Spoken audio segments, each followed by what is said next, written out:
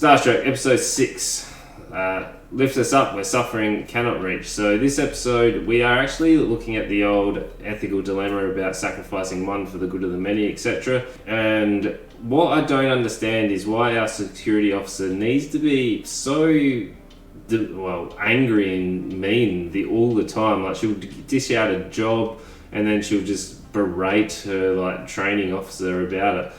Just relax a little bit. I think you got more problems that you need to actually look at, because I don't understand how a ship can come across and just appear out of nowhere where these guys don't even see it. Shouldn't they have the most advanced technology going around?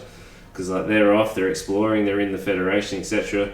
I feel like they should have this really whiz-bang technology that's able to detect these ships, because it comes in again later. The ship all of a sudden comes in and takes the kid, but we're presented obviously with the Marjolans, and they're living this really lavish lifestyle and they're praising the kid. So Pike's actually presented to a long lost love, which I didn't really know about, but obviously there was that connection, and he does, involved with her, which I'm surprised that all the aliens are kind of humanoid, which kind of makes sense considering if he's going to be a ladies' man, I guess, the parts should be compatible. But this is, so they get presented and they're looking after this child who is for the first servant. So this first servant is treated as a god, which later on down the line actually becomes quite the ethical dilemma. And obviously our medical officer, he keeps beaming in and out of his daughter, who she's obviously has some rare disease, which we were sort of led to in the previous episodes, where the Marjolans are actually able to, give them more insight, because their medical advancements are much more advanced than what the Starfleet actually have. So he's really interested in terms of Marjolans being able to give him that technology and that knowledge to be able to let him help his daughter, because obviously that is one of his key priorities, which makes sense because any father should be looking after their kids. And as that sort of comes on, we're presented with the Queen, who is the long last love life of Pike, and he's sort of brought on to the planet, and we get to see the ceremonial guards, where there seems to be a split in terms of the factions. So one faction's obviously split off because they don't believe in the traditions that the other Marjolans actually have, where it makes sense in the end. We're not sort of led to it, but they're using children to be able to, as a battery source, to be able to power their world. So that's where that ethical dilemma comes in.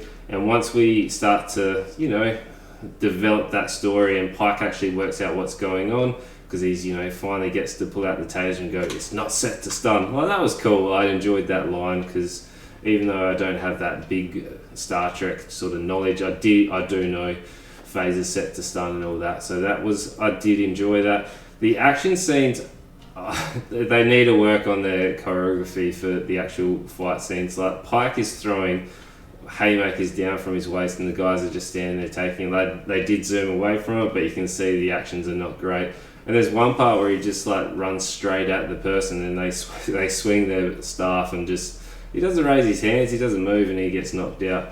So that's where the turning point comes. Randomly, people are able to beam onto their ship, so we're back onto the Starfleet, and the father of the child who's being praised, he beams on, and again the security officers don't know how they're doing it. Come on guys, instead of berating people, focus on your one job, which should be security. But no, there's so many times that it's actually happened in the last 6 episodes where the ship has been, caught by surprise because the security officer is doing, I don't know what the security officer's doing, but I feel like they need to focus more on actually protecting the ship. But he comes on there, but he wants to save his child, but he's not willing to actually talk or help sort of inform the Starfleet what is actually happening. If you're going to be cagey about it, they might actually help if you actually tell them what's going to happen. But I guess that would have cut the episode a little bit short. So as we come on, so he's just not telling them anything. So again, the old warnings come off, and all of a sudden the ship has beamed something out and it explodes. And the security officer has no idea, but Pike's like not mad. He just sort of walks around and is like, we need to know what's happening. Like, wouldn't you be a little bit more concerned considering the child that the whole Magellans are like worshipping and stuff? Like, wouldn't that cause you friction between the two species?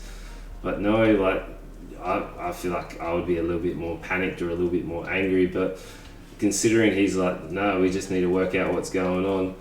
But it turns out the father's hiding the kid, and eventually he does kind of work out what's happening, but the Magellans take him, and you know, he gets strapped into the machine, and it all comes into his head, and he becomes essentially a battery for the world. So I guess that's why they praise these children, and that's why they live this lavish lifestyle, because they have unlimited energy due to using children, which come on, Starfleet, I feel like you guys should be stopping this. Wouldn't you get the Federation onto it, like anybody? I feel like that's something you should be reporting back to, you know, head office. But yeah, you know, tense episode, really enjoyable. There are those little holes in it, but it's definitely a really good, enjoyable show. Let me know what you thought about it and what they should do with security, or make sure you like, comment, subscribe, and tell your friends.